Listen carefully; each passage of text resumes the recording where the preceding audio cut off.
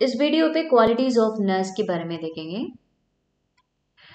इसमें दो हेडिंग्स पे हम लोग क्वालिटीज ऑफ नर्स के बारे में डिस्कस कर सकते हैं। एक तो पर्सनल क्वालिटीज है, दूसरा जो है professional qualities. So personal qualities मतलब इंडिविजुअली होना चाहिए, हॉनेस्टी एंड लॉयल्टी होना चाहिए, ईमानदारी होना चाहिए जहाँ भी काम कर रहे हैं। ठीक है, आप टीचर बन रहे हो ना, तो नर्स हॉस्पिटल में बन रहे हो ना, तो रिसर्चर काम कर रहे हो, कुछ भी कर रहे हो, आपको ईमानदारी होना चाहिए जो काम आप कर रहे हो। ठीक है, और लॉयल भी, निष्ठा भी होना चाहिए। दूसरा डिसिप्लिन होना चाहिए।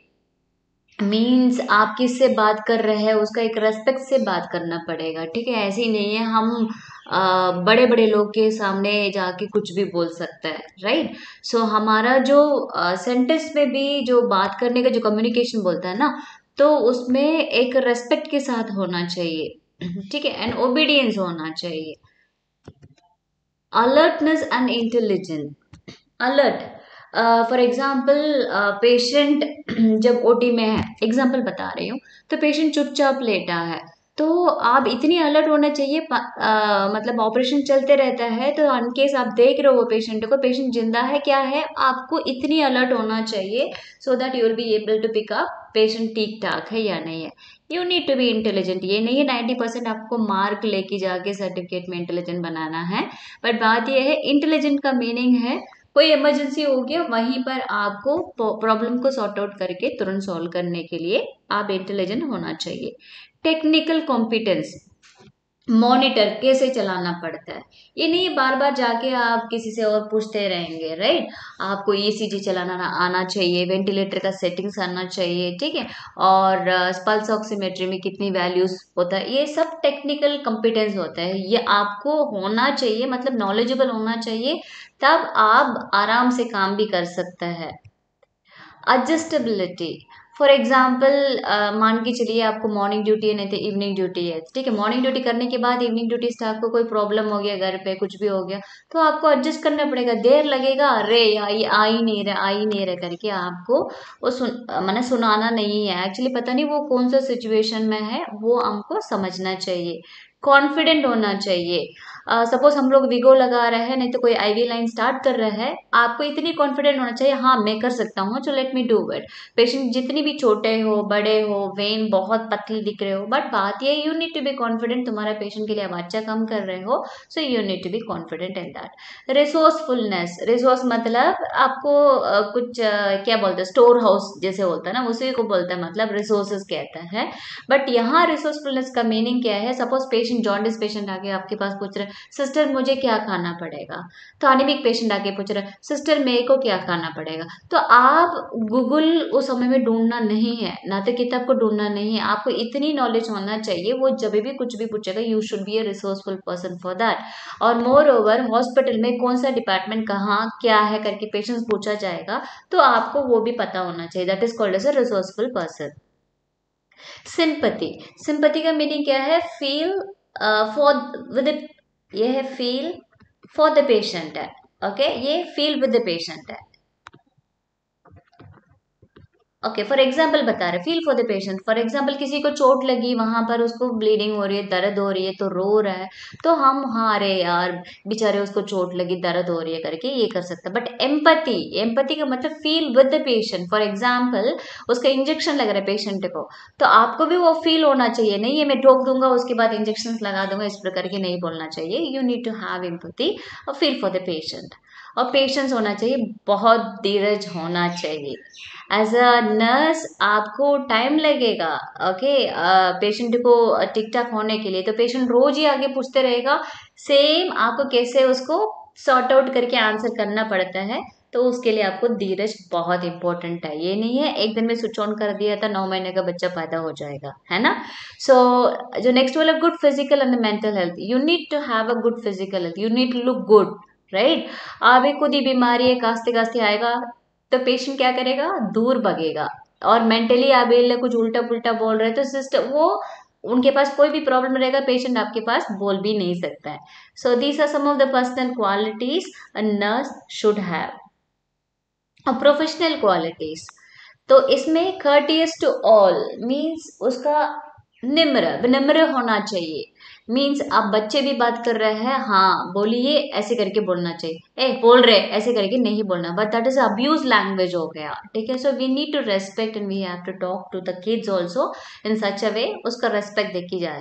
अब पेशेंट देख लो, उम्र वाला मान के चलो 65 ईयर्स का, 60 ईयर्स का, आप मान के चलो आप 20 साल का, 22 साल का, ए बेड नंबर 7 इधर आ जाओ ऐसे करके बोलेंगे, so that is a disrespect. Okay, we don't call our parents like that. हम लोग एक इज्जत देना पड़ेगा। Okay, you need to be polite in talking. Greet your seniors, co-workers, patients with the paper, sorry proper words.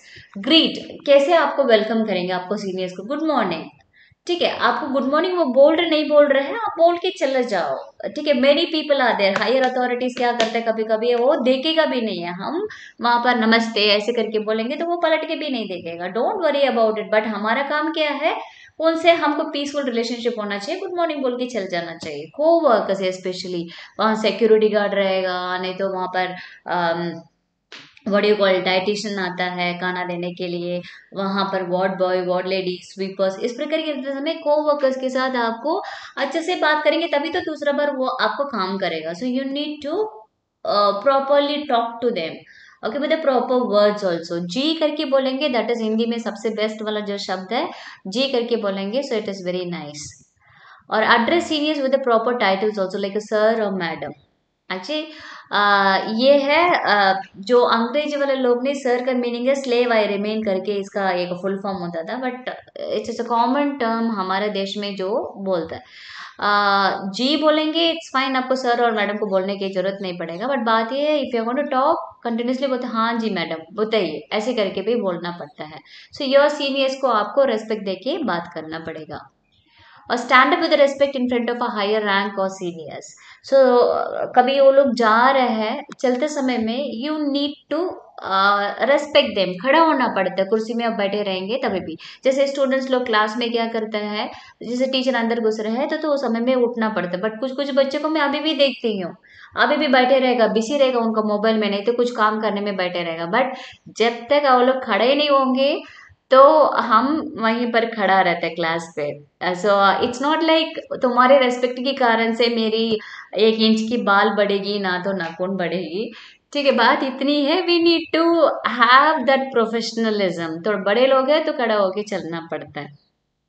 Keep the dress NEET and tidy, ये नहीं है daily वो यूनिफॉर्म पहनना पड़ता है, बट एक्चुअली ना यूनिफॉर्म पहनना अच्छी बात होता है, क्योंकि नया नया कपड़ा पहन के नया नया उसका आयरन करना धोना, क्योंकि आज एक कपड़ा पहन ले तो कल भी हम दूसरा वही कपड़ा पहनेंगे ना, अरे यार ये देखो वही कपड़ा पहन के आ रहा है, इसके पास कपड़ा ही नहीं है, इस प्रकार की आपको दूसरा लैंग्वेज सुनना पड़ता है। बट बात है यूनिफॉर्म है, आप डेली पहन रहे हो तो उसको दो डाल के आयरन करके पहन के आना चाहिए, ठीक है। वहां पर आपको इंक लगी है, प्लीज उसको धोकर अच्छे से पहन के नीट एंड टाइडी आपको देखना चाहिए।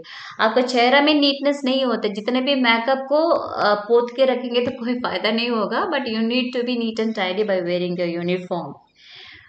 वो एक पीस लेके आता है, because white colour uniform most of the times it brings peace, इसलिए व्हाइट कोट भी पहनते हैं most of the people, but कुछ कुछ लोग तो चेंज होते हैं, दैट इज डिफरेंट।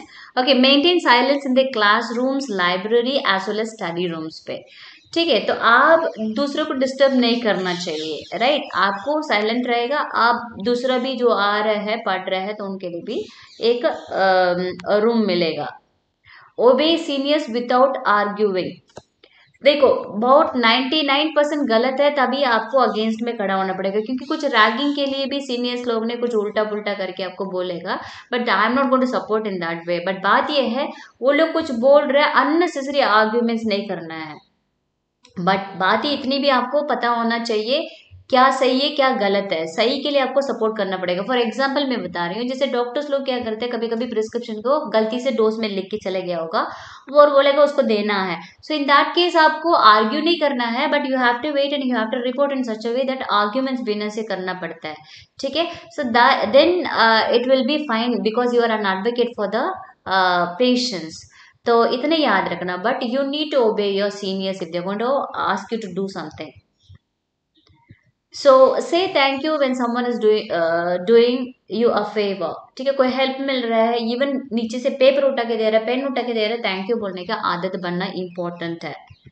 और बी पंक्चुअल, ये नहीं है 9 बजे ड्यूटी है तो आपको 9:30 बजे नहीं 9:45 में आता है, ठीक है। कभी कभी एक्सेप्शनल है, that is okay, but thing is you have to be there. यहाँ पर हमारी क्लास में क्या होता है, टीचर्स पहले चले जाते हैं, स्टूडेंट्स लोग बाद में आता है। Okay, this is wrong actually. Student suppose to be before the teacher arrives. Avoid thumb sucking, sorry ये थम सकिंग गलत वर्ड है यहाँ पर, आप थोड़े बच्चे थोड़ी है, बट बात है नाखून काटता है, ठीक है। नाखून काटने के लिए आपको नेल कटर से काटना चाहिए, नहीं तो ब्लेड ना तो कैंची उसको लेना चाहिए। नहीं, कुछ लोग मतलब कुछ लड़कियां भी है, लड़के हैं तो गुस्सा हो रहा है, क्या होता है सबसे पहले नाखून काटेगा। सो नाखून काटने का तो यहाँ थम सकिंग लिखा है, थम सकिंग नहीं है, वो नेल बाइटिंग होता है। प्लीज डोंट डू दैट, क्योंकि पता नहीं ना आप लोग ये कहानी सुना होगा ना, टाइफॉइड मेरी। टाइफॉइड मेरे हाथ नहीं धोती थी, वो खाना एक मेस में वो काम कर रही थी, तो काम करते करते वो क्या हुआ, 700 लोग 800 लोग को टाइफाइड को बीमारी को फैला दिया। तो आप थम सकिंग हमें नाखून काटते समय में क्या हाथ धो के थोड़ी कर रहे हैं, पता नहीं कि कहाँ से टच करके कहाँ से मुंह में लगा रहे हैं। मेक श्योर तुम्हारा मुंह में कोई भी यहाँ से मतलब छूने के बाद वहां कट करना गलत बात होती है। Keep eye contact with others while talking, okay. Actually यहाँ हमारे देश में एक आई टू आई नहीं बात करता है। आई टू आई का मतलब है मारने का, पीटने का, इस प्रकार की एक आदत बना के रखा है। बट विदेशी वाले में यही होता है, आई कांटेक्ट इंपॉर्टेंट है। फॉर एग्जाम्पल कोई बात कर रहा है, हम सुन रहे हैं, तो इसलिए आई कांटेक्ट आपको रखना पड़ेगा। And this is also safe in India also, okay. Say excuse me when you hurt other accidentally, ठीक है, गलती से लग गया था, एक्सक्यूज मी बोलना। और knock at the door before entering into the another room.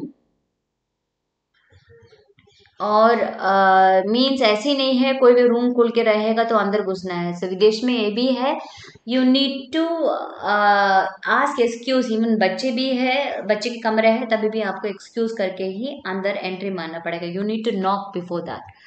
Do not give and receive the gifts. ये गिफ्ट लेना बहुत बड़ा गलत काम होता है। सो आपको क्या होता है ना, आपका ये एक प्रोफेशनलिज्म निकल जाती है, मतलब तुम्हारे काम को कोई खरीद रहे। Anyway we are paid, okay, money हम लोग को मिल रहा है, ठीक है। बट बात ये है, सपोज डिलीवरी हो रही है, वहां मिठाई लेके आके दे रहे, that is a respect, they wanted to share some joy, that's okay. But gift वगैरह तो लेना गलत बात होता है, ठीक है। हम लोग ये मेरे को पैसा दो, पैसा दो, कुछ कुछ जगह पे अभी भी होती है, ओके। जैसे डिलीवरी हो गया, बच्चों का हैंड ओवर करते समय में कुछ कुछ लोग पैसा लेते हैं, that's and all is wrong habit actually. So getting the gifts and giving the gifts. So description में आपको बाकी टॉपिक्स भी मिल जाएगा।